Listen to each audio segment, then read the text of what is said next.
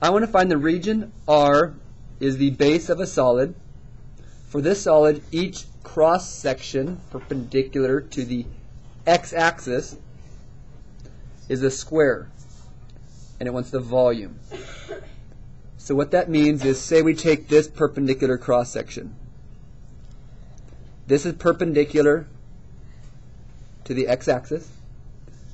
If this is my length of my square, it's also going to come out that same length, up and back down. You're going to make a square off this piece of paper that width. Whereas square over here, won't that square be a lot shorter? Because the width of this square is short, the height of it's going to be short.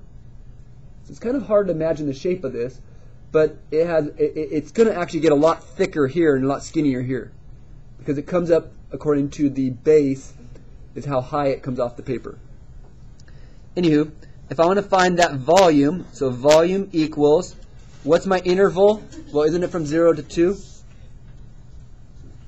And isn't it basically, how do you get this length right here? That right there is just, well, it's just the top minus the bottom. So the top function is sine pi x.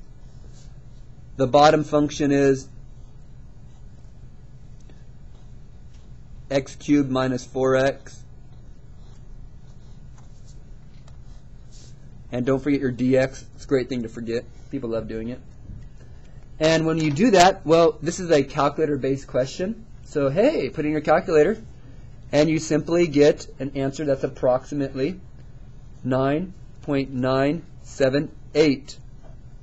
That is the answer of that perpendicular cross-section of squares, if you use your calculator. Again, you use function integrate from 0 to 2 of these two equations. And hopefully you have these two equations in your calculator as y1 and y2, so it's easier. Now for D, it wants the same idea, but this is now the surface of a pond. R is the surface of the pond, and all points R of the distance x from the y-axis. The depth of the water is given by blank. So h of x is now the depth. Instead of doing a perpendicular cross-section that's a square, the depth is now 3 minus x. So it wants into the volume of the water. So we go back to volume. It's the same 2 to 0, except here, oh, the previous problem. What did I forget on the previous problem? I forgot to square it. You need that square very much. You don't need any pies, because why did I forget the square? Isn't this the length of the bottom, the base? Don't you just square it to get the height? Don't you have to multiply it by itself, which is a squared? Thank you for pointing that out. So that squared is very, very important. And I almost forgot it. Now here, instead of multiplying by itself, you're going to take the first piece, which is sine pi x minus x cubed minus 4x.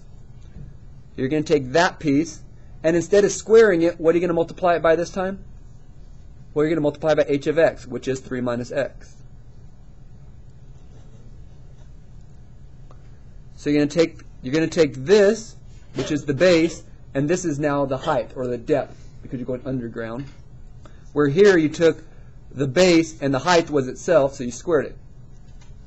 When you solve this, you are going to get an answer of 8.369, and that would be your answer.